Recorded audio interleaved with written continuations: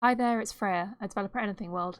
This is the second part of a video tutorial designed to get you set up with the Anything World package in Unity.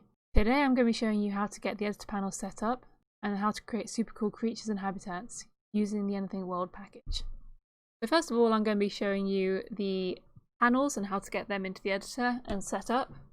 So first of all, we've got an empty scene here with the Anything World setup prefab already in the scene, and this allows us to access the API and all the make functions included in the Anything World package. To get the panels, we need to go up into the Anything World menu, and here we've got 3 different panels. We're going to focus on the first 2 first of all, and I'll talk a little bit about the voice creator later on.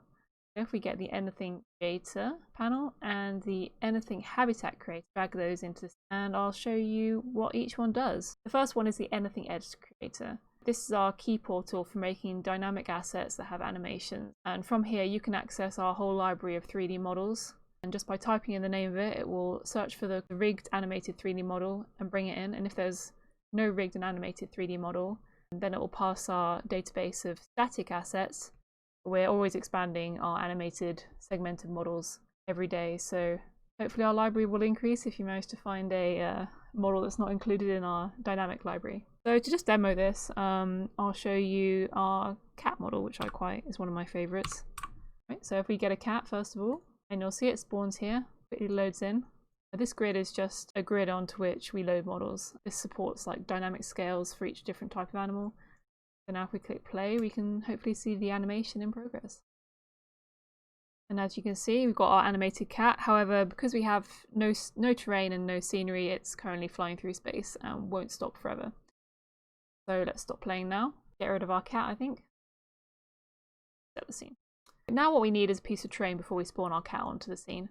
And this is where our Anything Editor Habitat Creator panel comes in handy. So the Habitat Creator has a bunch of pre-made habitats ready to be spawned in. And it also gives you the option to spawn in appropriate creatures for each habitat. We won't be doing that just yet, but I'll show you how to do it afterwards. So here's our options. We've got the city, desert, farm, arctic, jungle, mountain, outer space, test area, and ocean. Additionally, you can also define your own habitats and have them loaded in dynamically. I'll show you how to do that in a later video, but for the moment we'll just create a mountain scene. As you can see, it loads in, it selects the assets from the online database, loads them in rapidly, and we should have our mountain scene all generated and ready to go. So now hopefully when we spawn in a cat, even though I haven't seen many cats in mountains recently, hopefully when we spawn in the cat, it won't fall through the scene forever. Here we go, here's our cat launched into the scene. So let's try playing now. Lovely. Okay, so as you can see, we've got our cat with its default behavior animation moving around the scene. This is just a default camera that we've designed just to demo the product, but obviously you can have your own camera. There's also a free camera included in the package that just lets you maneuver your mouse and fly around the scene. So as you can see, that's working. Seems to be working pretty well. I'm going to deselect maximize on play so you can see what's happening in the scene.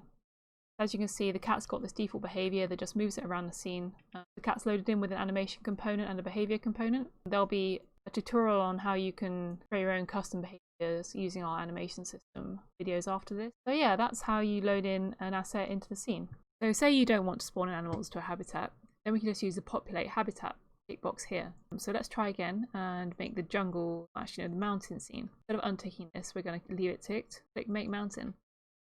Now as we can see, not only will it spawn in the habitat models, it will also spawn in a randomly generated selection of animals on a grid, and these can be defined in the habitat prefabs, what type of animals each habitat to contain. And yeah, so it's really that easy. With one click we have all these dynamically generated animals with behaviors spawned into our habitat scene, and then we can also add on to this during runtime, and you can see the animals exhibiting their behaviors. And so say we want to add a cat now. Now we've got all these other creatures and want them to interact. We can go into the editor, choose to make a cat.